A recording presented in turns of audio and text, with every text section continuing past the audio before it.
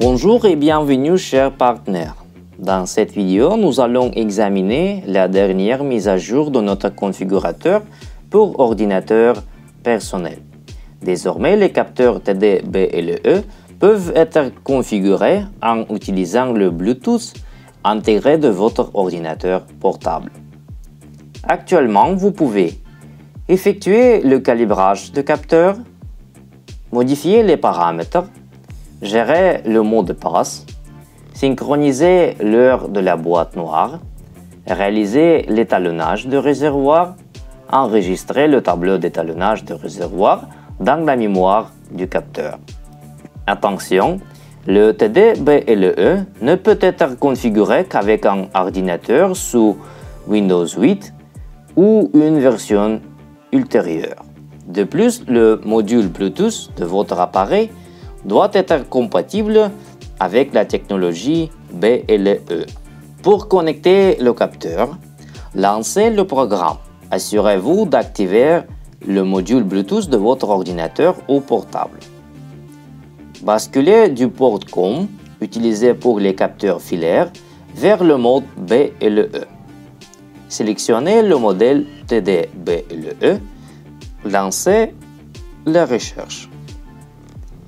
S'il y a plusieurs capteurs à proximité, filtrez celui dont vous avez besoin en utilisant les 6 derniers chiffres de son numéro de série. Sélectionnez le capteur et cliquez dessus. Dans le menu principal, pensez à synchroniser l'heure de la boîte noire du capteur avec celle de votre ordinateur ou portable. Lorsque vous essayez de modifier un paramètre, le programme vous demandera de saisir un mot de passe existant ou d'en configurer un nouveau.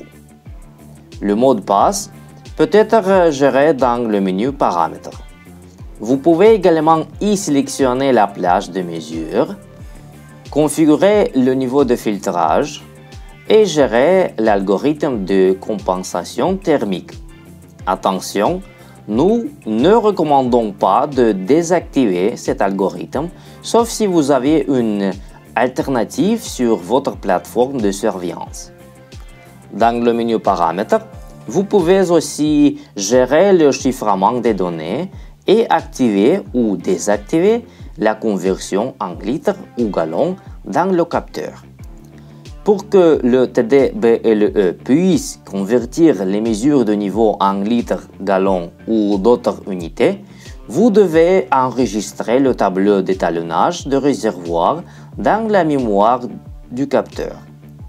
Le fichier de tableau doit être au format CSV, comme ceux générés par notre application mobile lors de l'étalonnage de réservoir.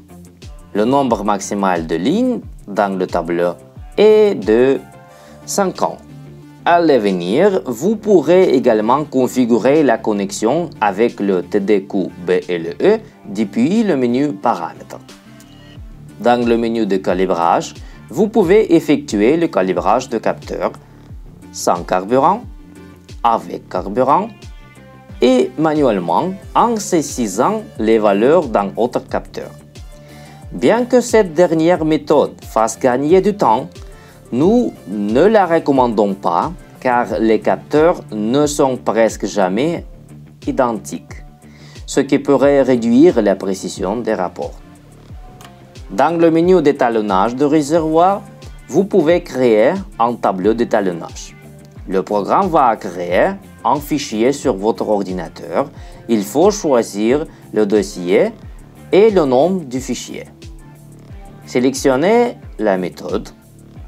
Définissez le volume ou taille des portions à ajouter dans le réservoir. Lancez l'étalonnage de réservoir. Le bouton Importer permet de charger le tableau précédemment créé pour continuer à travailler avec lui. Après chaque modification de tableau, le fichier est actualisé et enregistré automatiquement. Dans le cas d'une erreur, le progrès ne sera pas perdu. Pour terminer l'étalonnage, vous pouvez cliquer sur le bouton Finaliser et enregistrer le fichier. Si cette vidéo vous a été utile, n'hésitez pas à laisser un like et à vous abonner à notre chaîne pour rester informé de toutes nos nouveautés. Excellente journée!